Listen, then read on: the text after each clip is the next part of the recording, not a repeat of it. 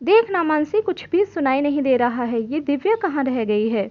मुझे इन दोनों के बारे में जानना है। आखिर पिंकी और पंकज के बीच क्या चल रहा है? मुझे जानना है। मुझे बस एक बार पता चल जाए। परेशान मत हो, दिव्या आ गई है। दिव्या बता ना, मुझे कुछ भी सुनाई नहीं दे रहा है। ये पिंकी और पंकज आपस में क्या बातें कर रहे हैं? तू अपने लंबे कानों से सुन सकती है? प्लीज़ मेरा इतना काम कर दे। अच्छा रुक, अभी सुनती हूँ। ये है दिव्या, जो अपने लंबे कानों की वजह से हर जगह अपने कॉलेज और कॉलोनी में मशहूर थी। दिव्या के कान लंबे थे जिनसे वो दूर की बातें भी सुन लेती थी। पंकज और पिंकी का आपस में चक्कर चल रहा है। वो दोनों शाम को रेस्टोरेंट पर मिलने की बात कर रहे हैं। अरे रितु कुछ और भी कह रही है। दिव्या चल छोड़ यार, अब तुझे क्या बताऊं। अरे बता ना, मेरे अंदर बहुत हिम्मत है सुनने की। मैंने इस पिंकी का बैंड ना बजा दिया ना तो मेरा नाम प्रिया नहीं। चल बता क्या बोल रही है। पिंकी ने कहा, बहन जी टाइप दिखने वाली प्रिया उसके और पंकज के रिश्ते के बीच में आई तो उसकी खैर नहीं। क्या? पिंकी ने ऐसा कहा? अभी उसकी खबर लेती हूँ। दिव्या तेरे लंबे कानों की वजह से आज पिंकी और पंकज प्रिया के हाथों से नहीं बच पाएंगे। अब इसमें मेरी क्या गलती है? लोग मेरी हेल्प मांगते हैं तो मैं कर देती हूँ। मैं खुद से थोड़ी किसी का बुरा चाहती हूँ। अब मेरे कान लंबे हैं, इनका कुछ तो फ़ायदा उठाऊंगी। अच्छा मैं चलती हूँ, आज माँ के साथ बाज़ार जाना है, इसलिए कॉलेज से जल्दी जा रही हूँ। दिव्या माँ के साथ बाज़ार जाती है तो रास्ते में कॉलेज की बात अपनी माँ को बताती है। दिव्या बेटा, ये बातें अभी तो ठीक हैं कि तुम किसी की मदद करने के बहाने सच्चाई सामने ले आती हो, पर अपना ध्यान भी रखा करो, तुम्हें कोई नुकसान ना हो। तुम्हारी शादी होगी। माँ पहले शादी तो हो जाए, तब का तब देखा जाएगा। वैसे आप मुझे बाजार क्यों लेकर आई हैं? लड़का मिल गया है इसलिए तुझे बाजार लेकर आई हूँ। नई साड़ी दिलवाने के लिए। तेरे पापा का कहना है कि लड़का बहुत बड़ा बिल्डर है और अपना मकान, गाड़ी, पैसा सब कुछ है उनके पास।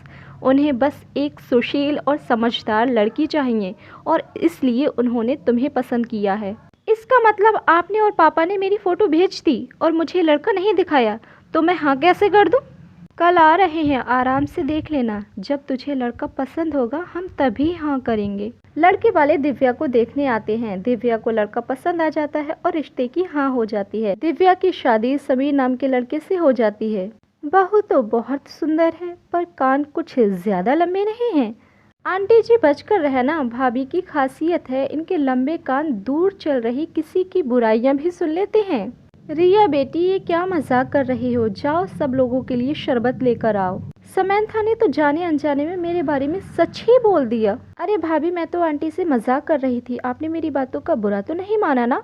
पर ये पड़ोस वाली शारदा आंटी ना बहुत चुगली करती हैं, इधर की उधर हमेशा। दिव्या की शादी को कुछ दिन बीत चुके थे। ऐसे ही एक दिन आज कितने दिनों बाद रेस्टोरेंट आना हुआ। थैंक यू भाभी, आपके आने के बाद सचमुच हमारे घर में रौनक आ गई है। हाँ, पसंद भी तो मेरी है। तुम दोनों तो पहले मना कर रहे थे कि कान लंबे हैं, अच्छी नहीं लगेगी। क्या तुम दोनों मेरे बारे में ऐसा सोचते थे? जाओ, मैं आप दोनों से बात नहीं करूंगी। अरे वो तो बहुत पुरानी बात है, अब तो मैं तुम्हें बहुत पसंद करता हूँ, सच्ची। अच्छा बताओ, आज अपनी पसंद का क्या खाओगी? और भाभी, मैं तो सचमुच अपने फ्रेंड्स को भी यही कह रही थी कि मेरी भाभी जितनी सुंदर किसी की भी भाभी नहीं है। मैं तो इतना जानती हूँ, व्यक्ति अपने स्वभाव से अच्छा होता है और मेरी बहू अपनी सीरत और सूरत दोनों में अच्छी है। भाभी, आप मशरूम टिक्का खाओगी या पनीर टिक्का? जो तुम्हें पसंद हो वही मंगवा लो, मैं वही खा लूँगी।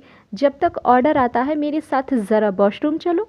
दिव्या समंथा के साथ वॉशरूम चली जाती है। समंथा वॉशरूम में चली गई और दिव्या बाहर खड़ी थी कि तभी, कल वाले जो मशरूम बचे हुए हैं वही बनाना है ना, क्योंकि हमें आज वाली ताज़ी सब्जियों का इस्तेमाल नहीं करना है। ये कैसा रेस्टोरेंट है? ये लोग बासी खाना खिलाकर हमारी आंखों में धूल झोंक रहे हैं। दिव्या टेबल पर जाकर समीर को पूरी बात बताती है। क्या? मैं अभी मैनेजर से बात कर रहा हूँ। सर, आपको कोई गलत फहमी हुई है। हमारे रेस्टोरेंट में डेली ही ताज़ी सब्जियां बनाई जाती हैं।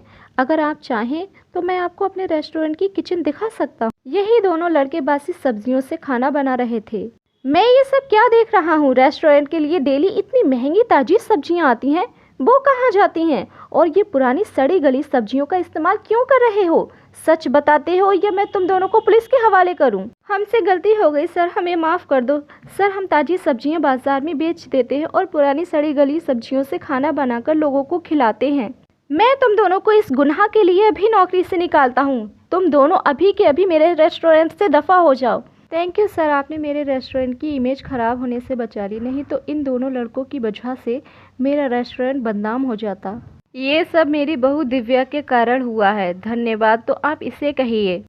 Ma'am thank you so much, आपने हमारी इतनी हेल्प की है, इसलिए आज की सारी स्पेशल डिशेस आप सबके लिए हमारे रेस्टोरेंट की तरफ से फ्री हैं। कहीं वो डिशेस बासी सब्जियों से तो नहीं बनी ना? मैम आपसे मैं खुद नज़र रखूँगा और किचन में ऐसी गलती दोबारा नहीं हो पाएगी, आप इत्मीनान रखिए। वाह भाभी, आप तो ग्रेट हो। आज आपकी वजह से फ्री का मज़ेदार खाना खाने को मिला। इसका मतलब आपके लंबे कान होने का तो बड़ा फ़ायदा है।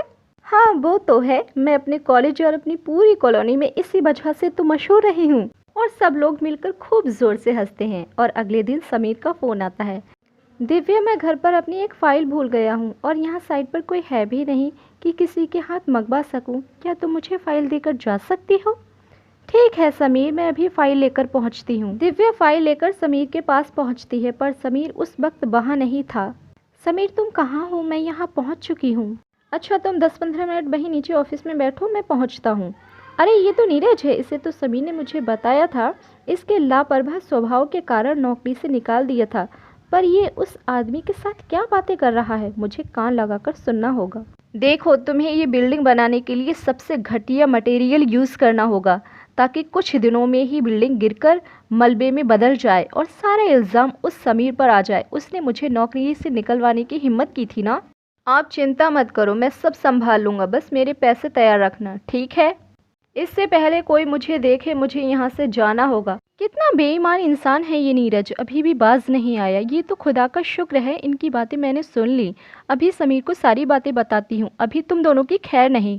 क्या हुआ दिव्या, तुमने अचानक मुझे फ़ोन करके क्यों बुलाया? मैं थोड़ी देर में ही आ रहा था। ये देखो समीर, मैंने वीडियो बनाई है, इस वीडियो को ध्यान से देखो।